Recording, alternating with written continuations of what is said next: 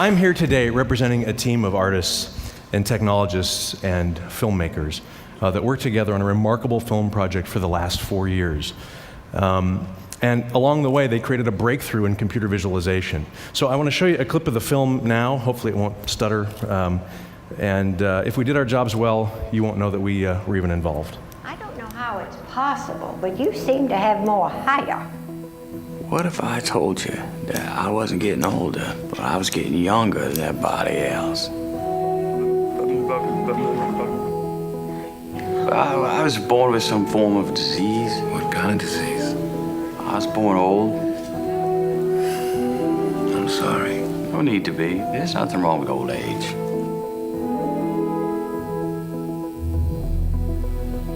Are you sick? I heard Mama and Tizzy whisper, and they said I was gonna die soon, but maybe not. You're different than anybody I've ever met. There were many changes. Some you could see, some you couldn't. Hair had started growing in all sorts of places, along with other things. I felt pretty good, considering. That was a clip from The Curious Case of Benjamin Button. Many of you, maybe you've seen it or you've heard of the story. But what you might not know is that for nearly the first hour of the film, the main character, Benjamin Button, who's played by Brad Pitt, is completely computer generated from the neck up. Now, there's no use of prosthetic makeup or photography of Brad superimposed over another actor's body. We've created a completely digital human head. So I'd like to start with a little bit of history on the project. This is based on an F. Scott Fitzgerald short story. It's about a man who's born old and lives his life in reverse. Now, this movie's floated around Hollywood for well over half a century. And we first got involved with the project in the early 90s with Ron Howard as the director. We took a lot of meetings and we seriously considered it. And at the time, we had to throw in the towel. It was deemed impossible. It was beyond the technology of the day to depict a man aging and backwards. The human form, and particularly the human head, has been considered the holy grail of our industry. The project came back to us about a decade later, and this time with a director named David Fincher. Now, Fincher is an interesting guy. David is fearless of technology, and he is absolutely tenacious, and David won't take no. And David believed, like we do in the visual effects industry, that anything is possible, as long as you have enough time, resources, and, of course, money. And so David had an interesting take on the film, and he threw a challenge at us. He wanted the film to be, or the main character of the film, to be played from the cradle to the grave by one actor. It happened to be this guy. We went through a process of elimination and a process of discovery with David, and we ruled out, of course, swapping actors. That was one idea, that we would have different actors and we would hand off from actor to actor, and we even ruled out the idea of using makeup. We realized that prosthetic makeup just wouldn't hold up. Particularly in close-up. And makeup is an additive process. You have to build the face up. And David wanted to carve deeply into Brad's face to bring the aging to this character. He needed to be a very sympathetic character. So we decided to cast a series of little people that would play the different bodies of Benjamin at different increments of his life, and that we would, in fact, create a computer-generated version of Brad's head, aged to appear as Benjamin, and attach that to the body of the real actor. Sounded great. Of course, this was the holy grail of our industry. And the fact that this guy is a global icon didn't help either, because I'm sure if any of you ever stand in line at the grocery store, we see his face constantly. So there really was no tolerable margin of error. There were two studios involved, Warner Brothers and Paramount, and they both believed this would make an amazing film, of course, but it was a very high-risk proposition. There was lots of money and reputations at stake. And we believed that we had a very solid methodology that might work. But despite our verbal assurances, they wanted some proof. And so in 2004, they commissioned us to do a screen test of Benjamin. And we did it in about 5 weeks. But we used lots of cheats and shortcuts. We basically put something together to get through the meeting. And I'll roll that for you now. This was the first test for Benjamin Button. And in here you can see that's a computer-generated head. It's pretty good, attached to the body of another actor. And it worked. And it gave the studio great relief. After many years of starts and stops on this project and making that tough decision, they finally decided to greenlight the movie. And I can remember actually when I got the phone call to congratulate us that the movie was a go, I actually threw up. This is some tough stuff. So we started to have early team meetings, and we got everybody together, and it was really more like therapy in the beginning, convincing each other and reassuring each other that we could actually undertake this. We had to hold up an hour of a movie with a character, and it's not a special effects film. It has to be a man. We really felt like we were in a kind of like a 12-step program. And of course, the first step is admit you've got a problem. So we had a big problem. We didn't know how we were going to do this. But we did know one thing. Being from the visual effects industry, we, with David, believed that we now had enough time, enough resources, and God, we hoped we had enough money. And we had enough passion to will the processes and technology into existence. So when you're faced with something like that, of course, you've got to break it down. You take the big problem, you break it down into smaller pieces, and you can start to attack that. So we had three main areas that we had to focus on. We needed to make Brad look a lot older. We needed to age him 45 years or so. And we also needed to make sure that we could take Brad's idiosyncrasies, his little tics, the little subtleties that make him who he is, and have that translate through our process so that it appears in Benjamin on the screen. And we also needed to create a character that could hold up under really all conditions. He needed to be able to walk in broad daylight, at nighttime, under candlelight. He had to hold an extreme close-up. He had to deliver dialogue. He had to be able to run. He had to be able to sweat. He had to be able to take a bath, to cry. He even had to throw up.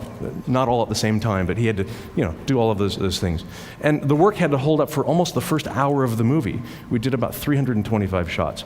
So we needed a system that would allow Benjamin to be able to do everything a human being can do. And we realized that there was a giant chasm between the state of the art of technology in about 2004 and where we needed it to be. So we focused on motion capture. Now, I'm sure many of you have seen motion capture, and the state of the art at the time was something called marker-based motion capture. I'll show you an example here. It's basically the idea of you wear a leotard and they put some reflective markers on your body, and instead of using cameras, there's infrared sensors around a volume, and those infrared sensors track the three-dimensional position of those markers in real time. And then animators can take the data of the motion of those markers and apply them to a computer-generated character. So you can see the computer characters on the right are having the same complex motion as the dancers. So we also looked at numbers of other films at the time that were using facial marker tracking, and that's the idea of putting markers on the human face and doing the same process. And as you can see, it gives you a pretty crappy performance. That's not terribly compelling. And what we realized was that what we needed was the information, what was going on between the markers. We needed the subtleties of the skin. We needed to see skin moving over muscle, over bone. We needed creases and dimples and wrinkles and all of those things. So our first big revelation was to completely abort and walk away from the technology of the day, the status quo, the state of the art. And so we aborted using motion capture. And we were now well out of our comfort zone and in uncharted territory. So we were left with this idea that we ended up kind of calling technology stew. We started to look out in other fields, and the idea was that we were going to find nuggets or gems of technology that perhaps come from other industries like medical imaging or the video game space, and reappropriate them. And we had to create kind of a sauce, and the sauce was code and software that we written to allow these disparate pieces of technologies to come together and work as one. And so initially we came across some remarkable research done by a gentleman named Dr. Paul Ekman in the early 70s, and he believed that he could in fact catalog the human face, and he came up with his idea of facial action coding system. He believed that there were basically 70 basic poses or shapes of the human face, and that from those basic poses or shapes of the face, they can be combined to create infinite possibilities of everything the human face is capable of doing. And of course, these transcend age, race, culture, gender. And so this was became kind of the foundation of our research as we went forward. And then we came across some remarkable technology called contour. And here you can see a subject having phosphorescent makeup stippled on her face. And now what we're looking at is really creating a surface capture as opposed to a marker capture. The subject stands in front of a computer array of cameras, and those cameras can frame by frame reconstruct geometry of exactly what the subject's doing at the moment, right? So effectively you get 3D data in real time of the subject. And if you look in a comparison, on the left we see what volumetric data gives us, and on the right you see what markers give us. So clearly we were in a substantially better place for this. But these were the early days of this technology, and it wasn't really proven yet. But we measure complexity and fidelity of data in terms of polygonal count. And so on the left we were seeing 100,000 polygons. We could go up into the millions of polygons. It seemed to be infinite. This is when we had our aha. This was the breakthrough. This was when, like, okay, we're going to be okay. This is actually going to work. And the aha was, what if we could take Brad Pitt and we could put Brad in this device and use this contour process, and we could stipple on the phosphorescent makeup and put him under the black lights, and we could in fact scan him in real time performing Ekman's fax poses, right? So effectively we ended up with a 3D database of everything Brad Pitt's face is capable of doing. So from there, we actually carved up those faces into smaller pieces and components of his face. So we ended up with literally thousands and thousands and thousands of shapes, a complete database of all possibilities that his face is capable of doing. Now, that's great, except we had him at age 44. We need to put another 40 years on him at this point. We brought in Rick Baker, and Rick's one of the great makeup and special effects gurus of our industry. And we also brought in a gentleman named Kazu Tsuji, and Kazu Tsuji is one of the great photoreal sculptors of our time. And we commissioned them to make a maquette or a bust of Benjamin. And so in the spirit of the great unveiling, I had to do this. I had to unveil something. So this is Ben 80, right? Now with we created 3 of these. There's Ben 80, there's Ben 70, there's Ben 60. And this really became the template of moving forward. Now this was made from a life cast of Brad. So in fact, anatomically, it is correct. The eyes, the jaw, the teeth, everything is in perfect alignment with what the real guy has. We had these maquettes scanned into the computer at very high resolution, an enormous polygonal count. And so now we had 3 age increments of Benjamin in the computer. But we needed to get a database of him doing more than that. So we went through this process then called retargeting. So this is Brad doing one of the Ekman fax poses, and here's the resulting data that comes from that, or the model that comes from that. And retargeting is the process of transposing that data onto another model. And because the life cast, or the bust, the maquette of Benjamin was made from Brad, we could transpose the data of Brad at 44 onto Brad at 87. So now we had a 3D database of everything Brad Pitt's face can do at age 87, in his 70s, and then in his 60s. Next we had to go into the shooting process. So while all that's going on, we're down in New Orleans and locations around the world, and we shot our body actors, and we shot them wearing blue hoods. So these are the gentlemen who played Benjamin. And the blue hoods helped us for 2 things. One, we could easily erase their heads, and we also put tracking markers on their heads, so in fact we could recreate the camera motion and the lens optics from the set. But now we needed to get Brad's performance to drive our virtual Benjamin. And so we edited the footage that was shot on location with the rest of the cast and the body actors. And about 6 months later, we brought Brad onto a soundstage in Los Angeles, and he watched on the screen, and his job then was to become Benjamin. And so we looped the scenes, he watched again and again, we encouraged him to improvise, and he took Benjamin in interesting, unusual places that we didn't think he was going to go. We shot him with 4 HD cameras so we get multiple views of him. And then David would choose the take of Brad being Benjamin that he thought best matched the footage with the rest of the cast. And from there we went into a process called image analysis. And so here you can see again the chosen take, and we are seeing now that data being transposed onto Ben 87. And so what's interesting about this is we use something called image analysis, which is taking timings from different components of Benjamin's face. So we could choose, say, his left eyebrow, and the software would tell us that, well, in frame 14, the left eyebrow begins to move from here to here. It concludes moving in frame 32. And so we could choose numbers of positions on the face to pull that data from. And then the sauce I talked about with our technology stew, that secret sauce was effectively software that allowed us to match the performance footage of Brad in live action with our database of aged Benjamin, the fact shapes that we had. And on a frame-by-frame basis, we could actually reconstruct a 3D head that exactly matched the performance of Brad. So this was how the finished shot appeared in the film. And here you can see the body actor. And then this is what we call the dead head, no reference to Jerry Garcia. And then here's the reconstructed performance now with the timings of the performance, and then again, the final shot. It was a long process. So, thank you.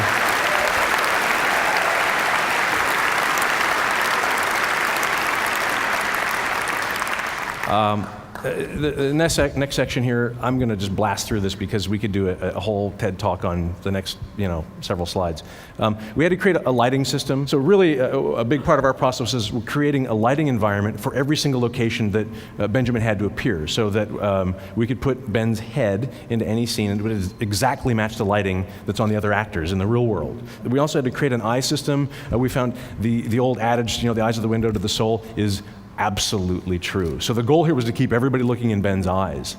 And if you could feel the warmth and feel the humanity and feel his intent coming through the eyes, then we would succeed. So we had one person focused on the eye system for almost 2 full years. We also had to create a mouth system. We worked from dental molds of Brad. We had to age the teeth over time. We also had to create an articulating tongue that allowed him to enunciate his words. So there's a whole system and software written to articulate the tongue. We had one person devoted to the tongue for about 9 months. He was very popular.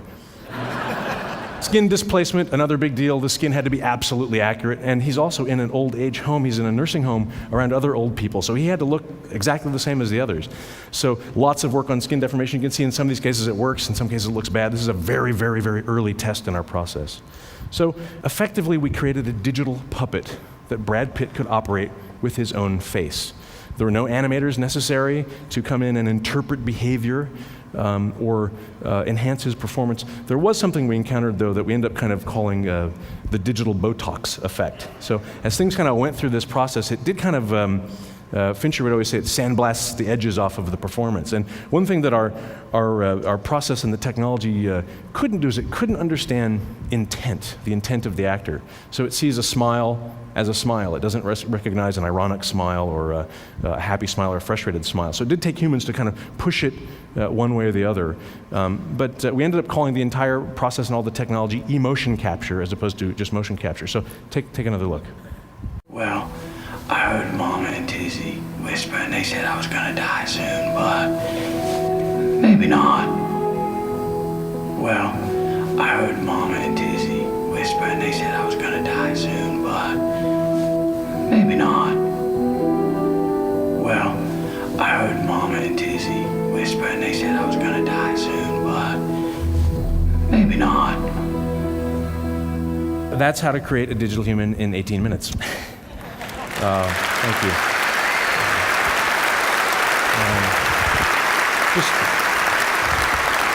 a couple of just quick factoids.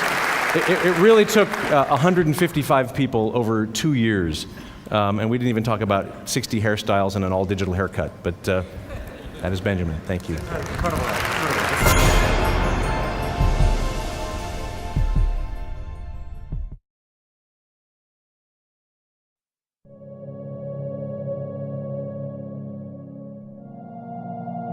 At Rolex, the pursuit of excellence is a passion.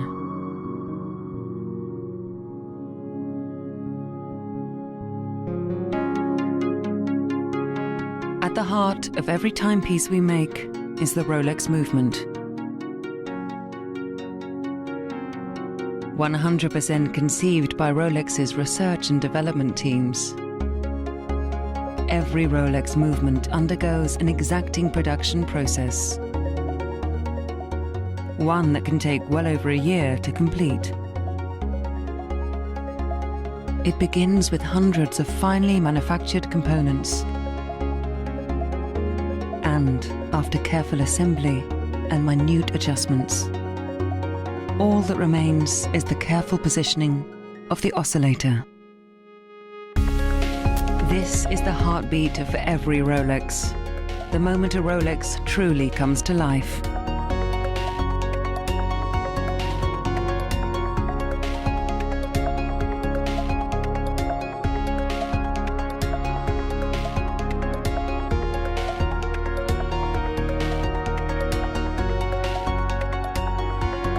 A Rolex isn't just a watch. It's technology emboldened by the human spirit.